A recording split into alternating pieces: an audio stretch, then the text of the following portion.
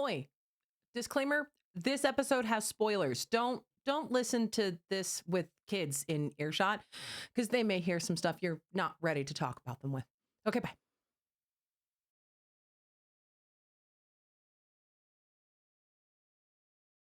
Every year, a brand new crop of parents have to make and commit to the decision on whether they celebrate the winter holidays with or without Santa Claus. Some don't have a moment of debate. They are committed to one side of the coin or the other, and there's no second guessing it. But for many, it's an undecided issue. Is Santa a part of childhood magic? Is Santa just a fanciful holiday themed version of lying to your kids? As with many parenting takes, I find myself a nice, comfy middle ground. Here's how we do Santa without lying to the kids. They get the magic and the truth. I won't do Santa because I won't lie to my kids. Honestly, it's an admirable take. I get it. I can't say I've never lied to my kid. Before I had kids, I definitely swore I wouldn't, and I'm not bragging about the lies. But in moments of weakness or desperation, at times when my emotional regulation was spent and I was just trying to survive till bedtime, yeah, I lied. No, honey, the park is closed on Tuesday, said the mom whose immune system was fighting and losing against a germ her little pre-K petri dish brought home. Could I have simply said I was not feeling well and we couldn't go to the park? Absolutely. Arguably, I should have. This lie was going to elicit far less arguing that I already didn't have the energy to navigate. So I lied. Oh, looks like Starbucks is out of cake pops, said the mom who really didn't have it in her to deal with a sugar crash in 2 hours. Could I have explained that cake pops are a sometimes treat and now is not one of those sometimes? Yep, absolutely. Very much a possibility, but I didn't do that. I didn't have it in me to navigate that discussion with its nuances and adult brain logic broken down for a developing brain understanding. So I lied.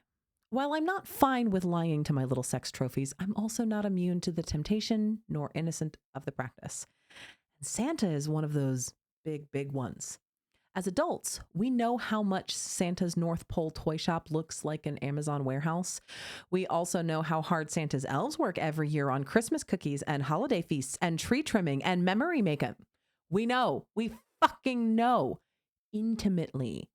So anything short of telling our kids, yeah, your grown-ups are out here busting their asses on here so you can make holiday memories could be considered a lie. But here is where our big developed brains are useful. We can find the truths and use those to explain, even if we have to get creative.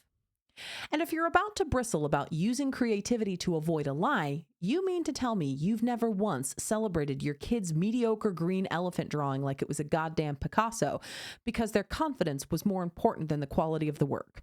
You've never looked at your kid's fascinating outfit construction of rain boots, a tutu, a 3 sizes too small Christmas sweater, and a Minecraft fanny pack and said, well, you made some creative choices there, then opted out of picking that battle. Okay, then you've used creativity to navigate a space wherein lying was an option that you were able to avoid. Moving on. Here's how we explain Santa without lying to our kids. Santa is a representation of the spirit of giving. That's the little voice inside that encourages us to be kind for the sake of being kind. It's what makes us feel good when we pick up a fallen can from the grocery store floor, even though we didn't knock it down. The spirit of giving is why we hold doors for others and give strangers compliments. Every time we do a nice thing, we put a little good into the world.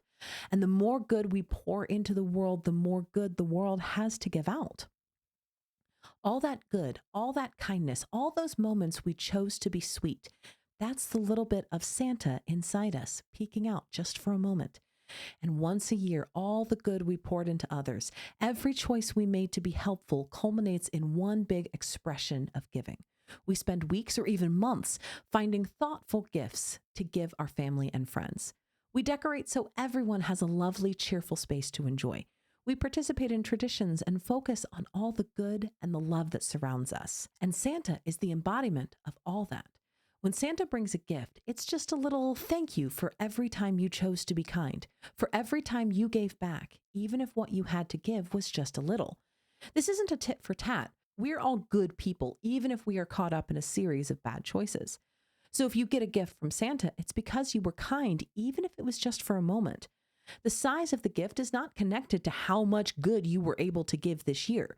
It's always something wonderful that you'll love. Maybe it's something you wanted. Maybe it's something you could never have dreamed. But it's something small and meaningful, and that's enough. There is no naughty or nice list. The spirit of giving doesn't care how many mistakes you made or how many choices you struggled with. The spirit of giving isn't in the business of punishing folks for learning. There are consequences for mistakes and guidance for choices. Those have nothing to do with giving. No, the spirit of giving, Santa, isn't watching over you to make you behave. It's just a celebration of all the nice things you did all year.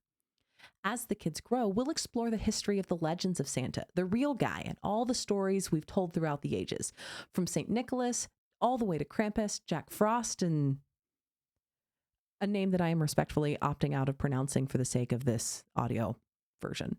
I'm sorry. It's a Russian name. I don't know how to say it.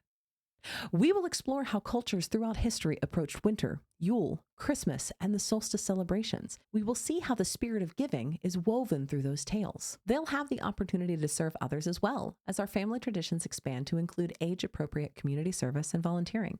We give because it's nice to give. We give because there's a little bit of Santa in us. The man fades to myth, and one day when they ask the question, is Santa real? I'll be able to say yes, he's you. He's me. He's always been and always will be. Santa, as a man, helped us learn how to give, but the lessons are learned. Now, who shall we be Santa for this year? I'm not lying, I'm leading. I'm introducing some pretty heady topics like the goodness of man and the motivation for helpfulness quietly, while maintaining the magic of childhood. We are all Santa. So when it comes to light that mom and dad were buying their presents from Santa and tucking them under the tree, it's because mom and dad are just as much Santa as every man in a red suit in the mall. Will this work for every family? No. Is there one right way to handle this? No. To be fair, are there some wrong ways? Yeah. It feels like an overstep to use Santa or a creepy little elf or the threat of losing Christmas to mitigate behavior. Yes, we've had historical tales of Krampus and Belschnickel that would punish the naughty children, but those originated in the days when folks could be killed for really stupid shit like having a neighbor's cow die. Looking at you, witchcraft. Times are a little different and we don't have to rest in the old ways. Instead, we can use positive reinforcement.